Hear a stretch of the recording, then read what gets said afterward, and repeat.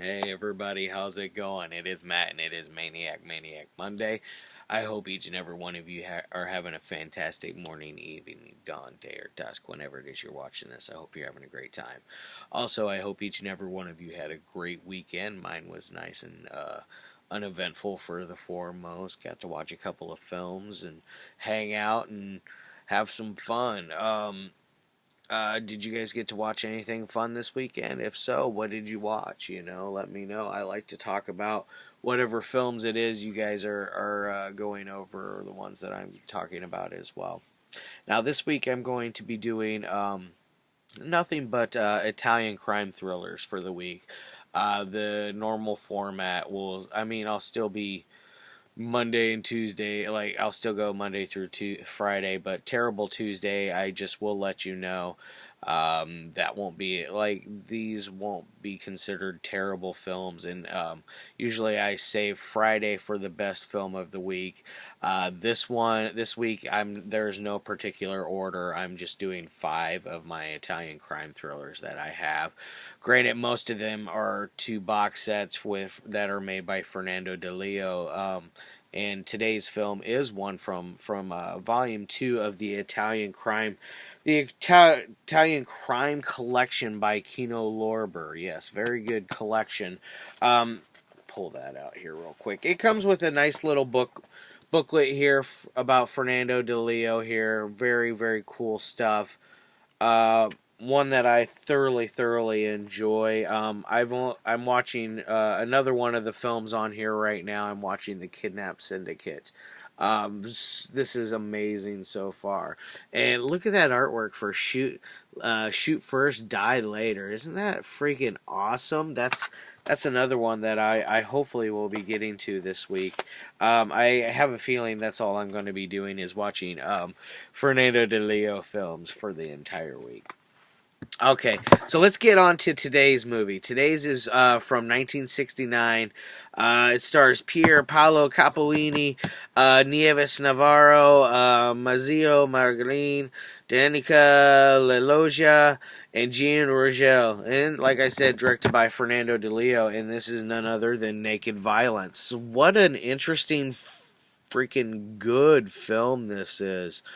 This is one, it blew my mind. Like, I didn't realize when I was doing all my little the little information stuff, like where I have the synopsis and the actors and stuff.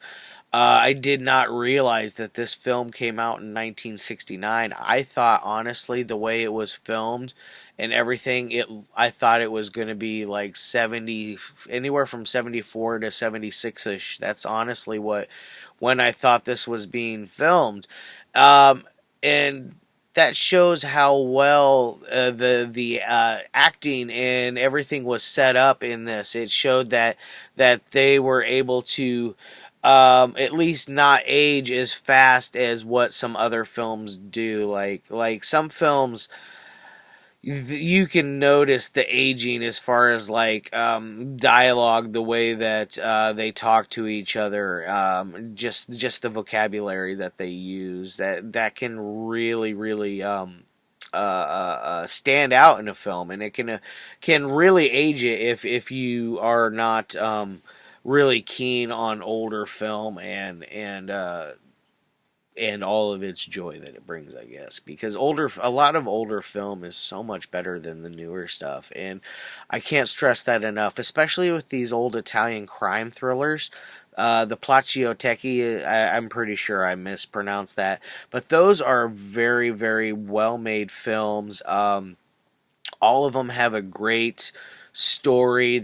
Always have a great lead. And they don't always follow the I guess the normal formula of an action thriller. They don't do that. Like they break boundaries. Think a giallo film, but more on the the investigation side and sprinkle in action to it, and that's where you get your, well, not all of them. I take that back. Not all of them have action in it. This one doesn't really have any kind of action whatsoever. It does have just a tiny, tiny, tiny bit of like some fist fighting, but not a whole lot on that end. But they usually have just a little bit of that in there. Some of them have a lot of action in there. Stuff like Street Law, which I might get to this week. The Big Racket is another one I really like that I might review this week. That one's really good. Or Stunt Squad is another one. That one's really fun. Maybe I'll get to that one as well. I don't know what I'm going to do for the week. This week's going to be a tough one because I don't have a lot of these Italian crime thrillers, but I have enough to where it makes it difficult to choose which ones I wish to watch because they're just so much fun, and they're usually better than a lot of modern crime thrillers, I feel like. Now, what is this one about? It's about, it starts off with a woman, a teacher who is brutally raped and murdered. And her students are the only witnesses there. The police bring them in, and these are troubled students. They're not like they're your basic innocent kid. These are bad kids, and it clearly is all of them raped her, or maybe all of them, but a number of them raped her and committed the heinous act of killing her. Which raping is heinous as well. Both of those acts right there alone are just unforgivable in my opinion. Especially the manner that they did it in this.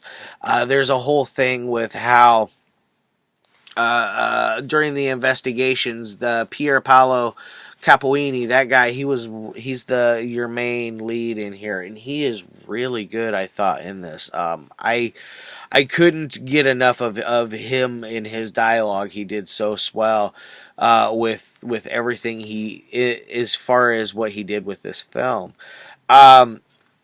There's a scene like when they're investigating him, they bring in absinthe because that's what the boys were drinking, I guess, when they assaulted this woman, and it basically is who brought that in, who all raped her, and who murdered her, why they murdered her, and who's can be trusted is another thing. It's like they're all bad kids except for like two of them, and the one has a slight record, the other one has nothing on his record whatsoever. He's kind of like the black sheep of them all because he's not like any of the others. He has no criminal history. There's a whole thing with homosexuality in here. There's a thing with cross-dressing or whatever you wish, transsexualism. I don't know what you wish to call it. I'm not really good with those pronouns on that. I just know that it's not a what you would call a tranny, because that's not politically correct. That's not nice. Or a transsexual probably isn't right either. But a person that is turning into the opposite sex. Let's just say that, transitioning. Any Hoosers, there has to do with some stuff like that, and that's ahead of its time. I feel like in 1969, that was not something that you normally would talk about in film or just in general, because it was so taboo then to be gay. It was taboo because the whole homosexual side of it. They treat him as though he's like this deviant, this nasty sex fiend that needs to be treated as a criminal, and it does kind of show that in on how it aged there. It's like it's pretty rough on that. I think it's pretty messed up to be thrown in jail just because you like the same sex as you. I'm sorry. That's messed up. I'm not going to get into that. That's not what I'm here for. So they're going through, and he's got to find out who killed this teacher. Blah blah blah blah blah. All that typical stuff. Easy synopsis scenario. It's the twists and turns that it has in it. The acting is very very well done. The way it's filmed on is just amazing. Fernando Di Leo had a real eye for film, and I really, really enjoy his stuff. I will more than likely be reviewing more. I know that for sure I will be reviewing at least one or two of his films, one or two more of his films this week, because that's what most of my Palaccio Techie films are from him. Now, as far as my technical ratings, like I said, this has got some great acting, some really good cinematography. The story is amazing. There's not really any huge plot holes. There's a few things that I didn't get, like they could have done a little more with the cross-dressing part of it, because there's a character there that you need a little more backstory with, and that I feel would have helped a little more with the film overall in general. I didn't see if there was any deleted scenes to see if maybe that character was more in those and it just got cut. Part of me feels like that more than likely is not the case, and that it was just never really. It was never really intended to film that character's backstory. So I'm going to give this thing a 4 on the 1 through 5 scale for as far as the technical side. Now, as far as entertainment side goes, this one we watched it like 2 or 3 days ago.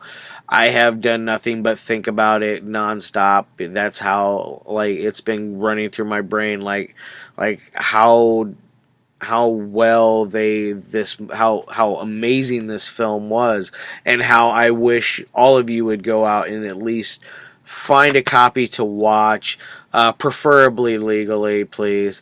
This is well worth the money. Honestly, this whole set is well worth it. Both Volume 1 and Volume 2 are both very, very, very good films in both of them. I've gone through all of them in Volume 1. I'm going to go through a couple of them again in Volume 1, I feel like, for the week. Alright, guys, so what are we going to give it on the entertainment side?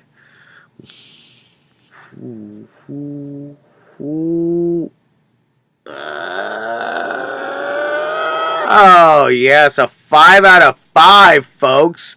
That's a rare one for me. So we're gonna give this film a solid 9 overall. That is probably one of the best films I've ever reviewed on here. That's how good this is.